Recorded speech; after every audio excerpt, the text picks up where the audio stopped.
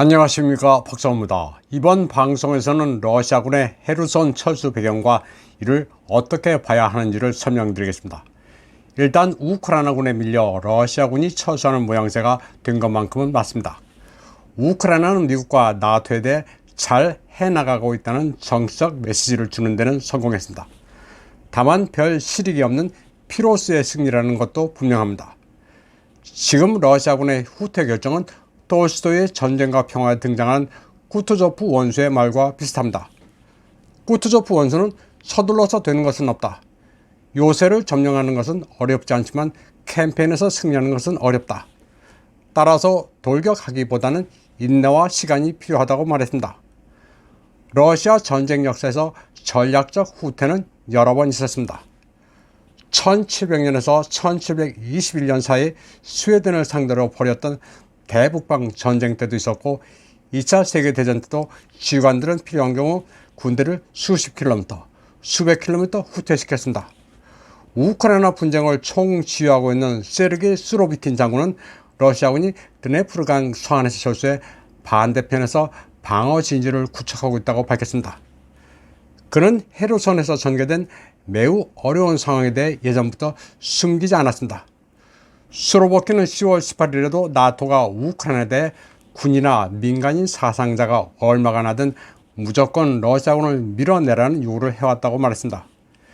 그는 우크라이나가 하이마스를 발사해 드네프르강을 가로질러 헤르손의 좌우를 연결하는 안토노프스키 대교와 카홉스카야 수력발전소를 손상시켜 교통을 복잡하게 만들었다고 밝혔습니다. 또 식료품과 전기 공급에도 문제를 야기했다고 말했습니다. 수로비킨 장군은 그래서 민간인과 군인의 생명을 보호하는 게 급선무라고 말했습니다.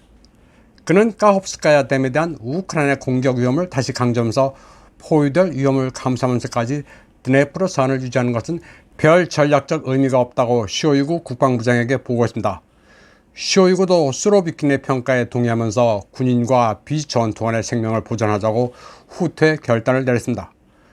러시아군 최고 지휘부의 이 같은 결정은 그동안의 전쟁 과정에서 얻은 교훈이기도 합니다. 분쟁 초기 우크라이나 네오나치 군대는 아파트나 민간인 지역에 진지를 구축하고 전투를 벌이는 바람에 마리오폴, 포파스나야 같은 도시에서 시가전이 벌어졌습니다.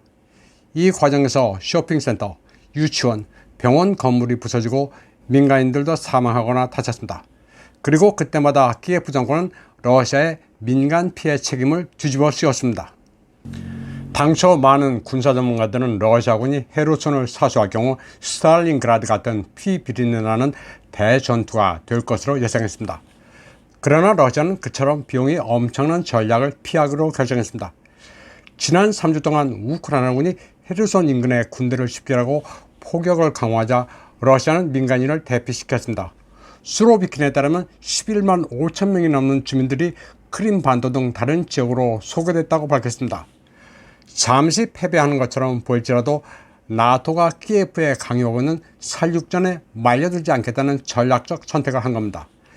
이는 우크라이나의 속셈을 그대로 간파한 것입니다. 10월 29일 우크라이나군 정보국장 키릴로 부다노프는 우크라이나 군대와 나토 용병의 중화기가 헤르손에 집중되어 있는 가운데 큰 전투를 벌여 헤르손을 해방시키겠다고 공언했습니다. 도시를 봉쇄하고 러시아군을 고립시킨 채 분쇄하겠다고 말했습니다. 그러나 수로비킨과 쇼이구는 여기에 말려들지 않기로 대범한 결정을 내렸습니다. 미국의 군사 전문가로 전 해병대 정보장교인 스캇 리터도 러시아군의 재배치가 러시아의 패배가 아니라 우크라이나의 피로수 승리라고 규정했습니다. 그는 러시아의 철수가 겨울이 다가오고 있다는 계절적 요인과는 상관이 없으며 수천 명의 러시아군 생명을 구하는 데 초점을 맞춘 정당한 결정이라고 평가했습니다. 드네프르 동안은 우크라이나군을 공격하는 데 필요한 물자를 안정적으로 공급하기가 힘든 데다 생명이 희생될 수 있기 때문에 서안으로 후퇴해 헤르손 탈환에 필요한 전력을 축적하는 게 중요하다고 그는 말했습니다. 다만 우크라이나의 헤르손 점령은 무혈 입성이든 뭐가 됐든 우크라이나로서는 매우 큰 정치적 승리라는 점은 분명하다고 평가했습니다. 러시아가 새롭게 행정구역으로 편입한 헤르손에 우크라이나 깃발을 꽂음으로써 나토와 미국의 군사, 재정적 지원을 요구할 구실을 마련했기 때문이라는 겁니다. 수로비킨 장군에 따르면 우크라이나군은 헤르손에서 10월 한 달 동안 1만 2천 명의 전사자를 내면서 무리한 밀어붙이기 작전을 강행했다고 밝혔습니다. 러시아군 인명손실의 7배에서 8배에 달하는 숫자입니다. 러시아군으로서는 그동안 헤르손에서 우크라이나군의 공세를 격퇴시켰지만 적 전사자 수의 7분의 1, 8분의 1에 달하는 아군 손실도 심각하다고 여기고 있습니다.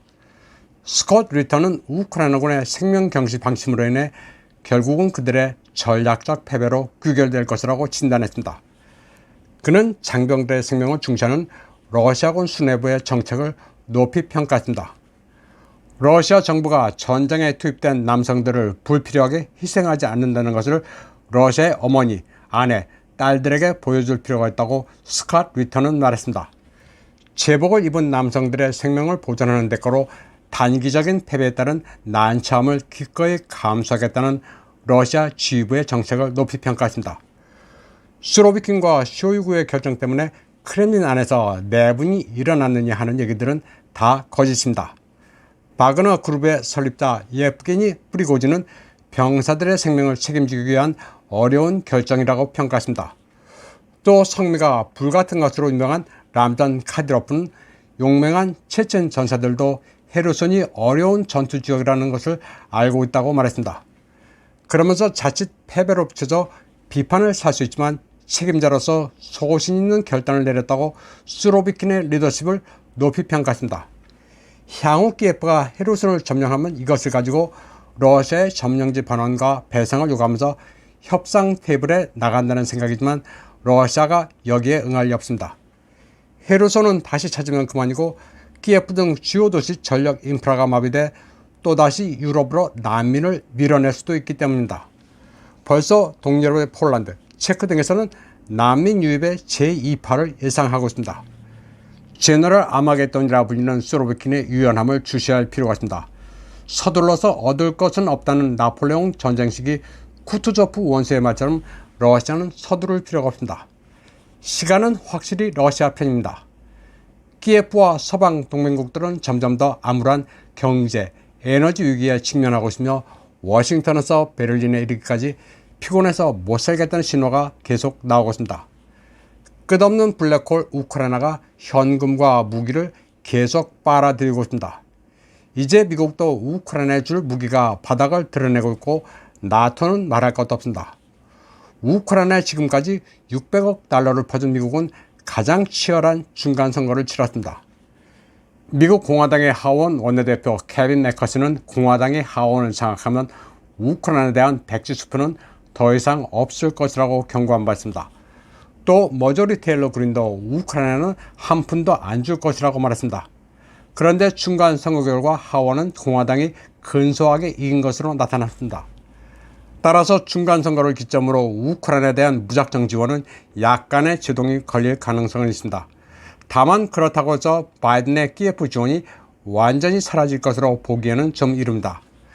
바이든은 그동안 젤렌스키의 버릇을 잘못 들여놨다고 보고 있기 때문에 하원이 공화당에 밀렸다는 사실을 구실로 속도 조절은 할 것으로 보입니다. 공화당은 시원하게 하원을 장악하지는 못했습니다.